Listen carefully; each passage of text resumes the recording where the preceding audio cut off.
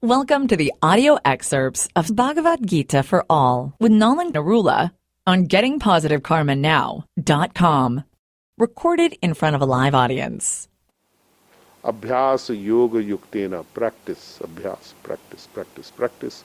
Yoga yuktena, being linked and engaged in this consciousness with me, chetasa, with mind and intelligence, so man and buddhi.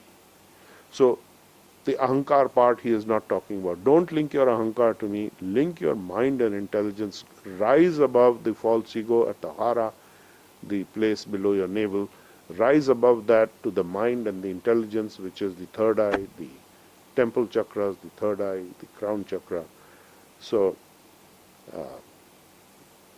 Nanya Gamina, without being deviated from this path, Paramam Purusham, the Supreme Personality of Godhead, Divyam, transcendental, Yati, achieves Partha, son of Pritha, his cousin, in other words, Anuchintayan, constantly thinking of me.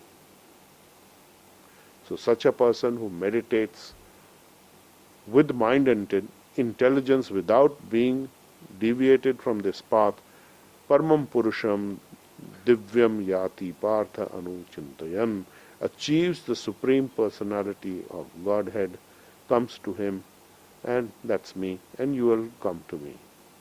So what is me? He's there present on the battlefield. What does it mean, come to me? Come to my personal abode of residence, Krishna Lok, Golok Vrindavan. That is where you can be. So this is very, very powerful. Very, very powerful. I think we will pause here at text 8 of chapter 8. This is the foundation of the further knowledge that Krishna is going to give him. So that will come up next week. We will discuss that. So we will pause here and take any questions if there are any questions from anyone. So, if the super soul is in the heart and in the soul part also in the heart and in the crown, that is at the below. That is the heart level, and the crown chakra is the place of the transcendental self. This is the place of the living entity when he is in the body. Yes. And the super soul is accompanying here, but their true nature is at the crown chakra. So when we do our healing and when we lose ourselves, meaning not lose ourselves, when you go into a consciousness of a blissful state, then we are at the crown? Yes. Crown consciousness? Yes, crown consciousness. Which is connected Starts only to the Guru consciousness. and the Divine? Yeah. So Reiki as it is descends from crown chakra, third eye, throat to your heart. So it is covering this aspect from the spiritual nature, which is now coming down through these chakras to your heart level. That's where you experience the bliss. Yes, so that is in the heart and in the transcendental. The transcendental bliss is also in the heart, yes, of course. Yes. Thank you, sir. Good morning, sir. Good morning. Sir, I have two questions. Sir, first question is, at the time of death, if we are healing, how different is that from being consciously aware of or thinking of Lord Krishna, or is it the same? When you are doing healing, what exactly are you referring to? At the point of death. Now we are So coming at the time. Huh? Okay. What is that? What exactly are you doing then? What do you call healing? So it could be touch body healing, or if you're using some methods in sending. If you are healing. dying, where is the place for methods? What methods will you have? You have practiced the methods. All you have to do is to connect your consciousness to Krishna. You can chant the Hare Krishna Mahamantra. Hare Krishna, Krishna Krishna, Hare Hare, Hare Ram, Ram Ram, Hare Hare. So that sound vibration is vibrating in your consciousness. That's the best thing to do at the time of death. But unless you practice now, how are you going to do it? So that's the next level. This is linked. So this is how you get out. This is your out pass is the Mahamantra, actually. at the time of death. So you should practice chanting Hare Krishna. At least do some chanting at night when you go to sleep. Who knows, you might be leaving at night. So your night train may come for you. We don't know. So before you go to sleep, you should just, in your consciousness, vibrate the Hare Krishna Mahamantra. And when you get up, you can do that. There's nothing to be afraid of. I mean, you're remembering Krishna, you're doing activities with the healing energy. But at the point of death, all activities other than remembering Krishna or being linked in consciousness with him are out. Those activities, other activities are out. Okay? Yes, very grateful, sir. Okay. So, second question. Second question, go ahead. So, when we send healing, supposing I send healing that I get a certain scholarship, that means somebody else will not get it. So, how does healing balance the outcome and best interest of everyone? And for how long does that person also keep getting the healing if I get the scholarship? You shouldn't feel guilty about getting a scholarship. That's the first thing. You can't say later on that I didn't get it because, I sacrificed for somebody else. So don't have that in your consciousness. Because underlying your question is that ego situation where you are already preparing that in case I don't get it, then my fallback position is that I sacrificed for the other person, so I am such a great person. So that's not true. Get rid of that consciousness. So the reality is that as you are qualified, you will get a scholarship. Everybody can't have the same thing if it's limited in quantity. Even things that are unlimited in quantity, everybody does not get the same way. For example, in Beijing, China, and in New Delhi, India, we are getting the most polluted atmosphere.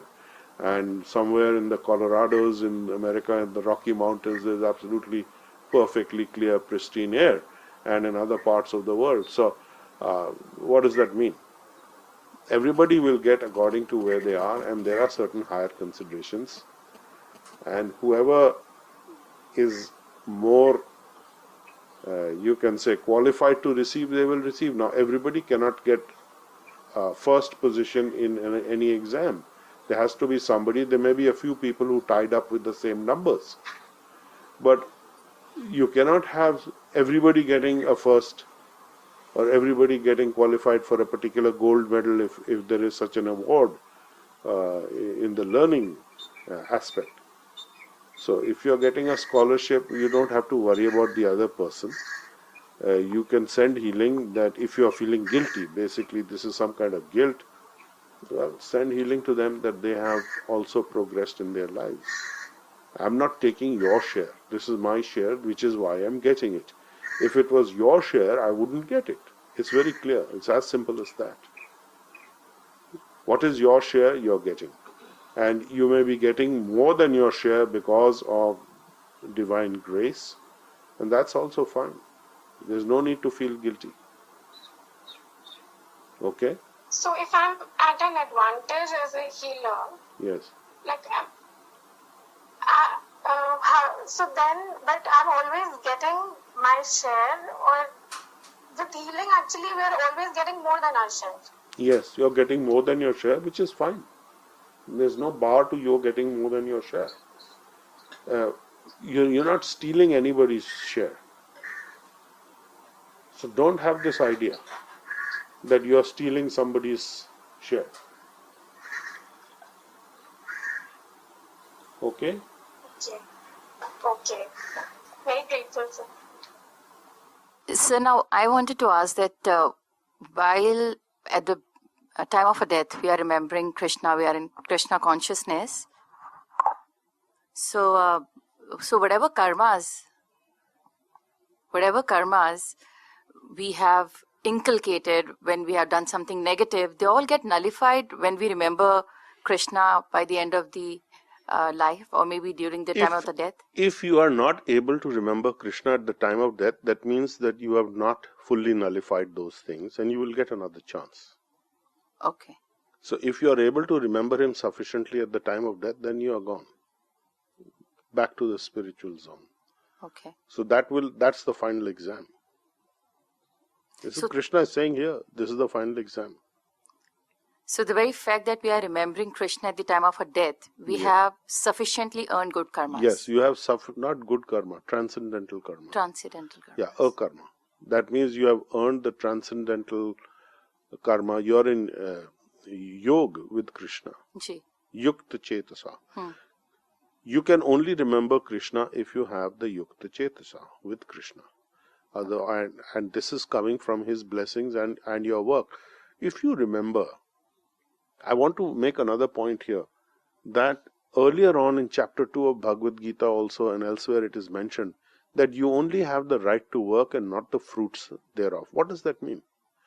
I refer you to the statements in chapter 7 and 8 where Krishna is saying that he is actually the talent of everybody, he is the power of everybody, anything that is wonderful and great is actually his energy, and the person is only working. So that's why you have only the right to work. So your talent is not your talent, it is your work which has unlocked Krishna's blessings by which you are able to achieve certain things. So this is above the false ego. This is the mind and intelligence understanding of your talent or your capability. So that also you will get from Krishna only. The only thing you have to work at it with determination that I want to be here. This is what I want to do. And you'll get there. That's it. Okay. Also, sir, I just wanted to carry forward Shipra's question when she was asking that are we kind of guilty are we stealing somebody's karma or maybe opportunities? But I was just thinking, do we earn also our more opportunities while healing? This is kind of we are earning them for ourselves? Of course, when you do healing, you see, because the healing is directed toward a particular purpose. There is firstly the gross apparent purpose or on the face of it, that you are asking for a particular benefit. Behind that is that you are getting liberated from the attachment to that. Because very often you will find when you are doing the healing, then whether the thing happens or it doesn't happen, it really doesn't bother you. Especially if it doesn't happen. If it happens, fine, you're good with it. You're happy and you keep moving on and you're more confident and strong. And if you don't get it, you don't start lamenting. If you do, then you're not in the right consciousness. You have not done the healing properly because that aspect is missing. So that is in the beginning stages. The neophyte Kanishta Adhikari aspect where you are expecting results. You're doing this because you want the benefits. So then it is that you are doing it whether you get the benefits or not. You are channeling this to everything, which is what Krishna is saying that you should do. There is the heart-to-heart connection with him and with other living entities through the super soul aspect. Yeah. Ji. Okay. Okay. Thank you very much, sir. Okay. Anybody else have a question? All right. Anything else? Okay, so we will conclude here today at chapter 8 and we had completed text 8. Om Namo Bhagavate Vasudevaya. Om Namo Bhagavate Vasudevaya. Om Namo Bhagavate Vasudevaya. Om Namo Bhagavate Vasudevaya. Om Namo Bhagavate Vasudevaya. Okay, thank you all for coming. We can log off. You've been listening to audio excerpts of Bhagavad Gita for All, a lecture series by Nalan K. Narula on gettingpositivekarmanow.com.